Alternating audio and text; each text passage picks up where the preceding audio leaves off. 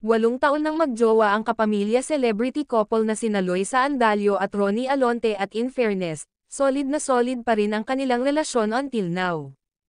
Feeling namin, sa kasalan din mauuwi ang kanilang love story, dahil bukod sa 8 years na sila ay napag-uusapan na rin talaga nila ang pagbuo ng sariling pamilya.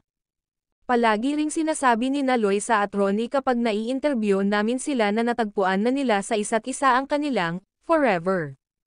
Kami ni Loisa enjoy kami, focused kami sa trabaho, makapag-ipon at makapag-invest pa.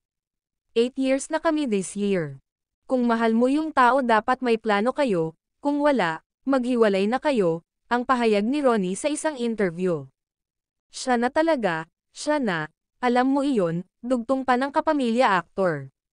Tungkol naman sa kanilang 8-year relationship, naniniwala talaga si Ronnie na isa sa pinakamahalagang bahagi ng kanilang pagsasama ay trust and communication.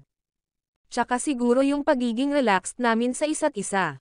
Hinahayaan ko siya, hinahayaan niya ako. She goes out with her friends, and she lets me go out with mine. Hindi kami mahigpit sa isa't isa. Kaya walang sakalan. Kapag ganoon partner, iba eh. Personal, iba nararamdaman ko. Bihira ka maka-experience, pagbabahagi pa ni Ronnie. Wala ring isyo o problema kay Ronnie kung patuloy na itatambol si Loisa sa ibang aktor tulad ng kapwa nila kapamilya star na si Anthony Jennings. In fairness, talagang pak na pak sa madlang people ang love team ni na Loisa at Anthony na mas kilala ngayon bilang Snoren mula sa hit series na Can't Buy Me Love, na pinagbidahan ni Bel Mariano and Donnie Pangilinan.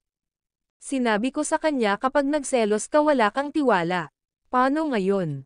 Ikaw nasa basketball, ikaw nasa showbiz, handa ako makapag-partner siya ng iba. May tiwala ako sa'yo. Bakit siya magseselos? Bakit ako magseselos?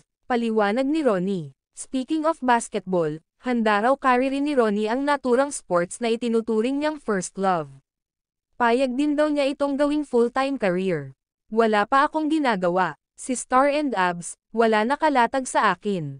Kapag nabigyan ako pagkakataon makilala or sumikat, itatry ko. Kapag nabigyan ako ng magandang pagkakataon. Sa ngayon kung saan tayo kikita, aniya pa.